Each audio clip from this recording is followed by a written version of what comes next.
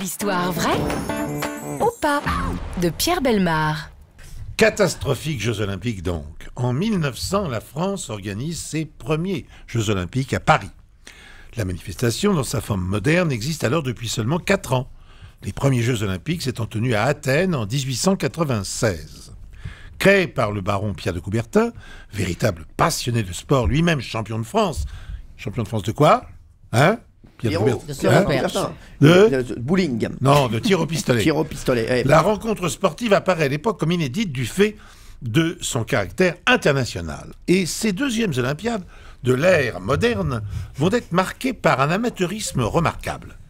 Le 19 juillet à 14h36, à la Croix-Cattelan, 19 coureurs sont sur la ligne de départ pour s'affronter dans l'épreuve du marathon réservée aux non-professionnels. Parmi eux, un luxembourgeois de tout juste 22 ans, Michel Théato.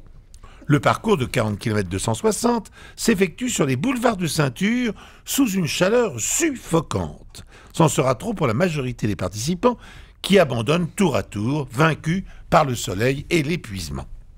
Seuls 7 d'entre eux franchiront finalement la ligne d'arrivée. Il faut dire que les organisateurs du marathon ne leur ont pas facilité la tâche, car aucune mesure n'a été prise pour interrompre le trafic sur le parcours. Quelques marathoniens doivent ainsi éviter, comme ils peuvent, des automobiles et autres carrioles, quand ce ne sont pas des troupeaux de bœufs et de moutons qu'on signale à la porte de la Villette. Le parcours a en fait été si mal délimité que le Suédois Ernst Fast s'est carrément trompé de sens au départ. Cette maladresse ne lui sera pourtant pas lui coûtera pas très cher. Il rattrape en effet assez vite son erreur et caracole en tête sur une bonne partie du parcours. Mais, le jeune Michel Théato n'est pas loin derrière.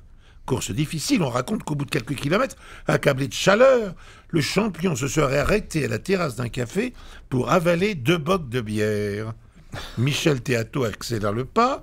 Dans le dernier tronçon de la course, il dépasse le Suédois et remporte finalement l'épreuve au bout de 2h59 minutes, applaudi par une foule de 2000 personnes à la Croix-Cattelan.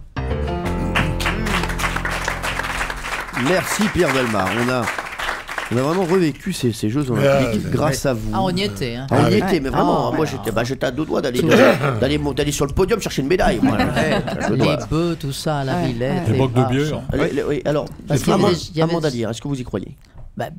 Ça me paraît difficile de penser qu'un mec, ce Michel machin là, il a gagné après avoir bu 2 bocs de bière. Il s'est arrêté, il a bu 2 bocs de bière et il a continué et il a gagné par-dessus tous les autres. C'est assez courant à cette époque-là. Ouais. Je vous rappelle que dans le Tour de France, c'est la même chose. Certains coureurs cyclistes s'arrêtaient, buvaient un coup au bistrot et repartaient. Il y en avait même qui s'arrêtaient, qui buvaient pas que des coups. Hein.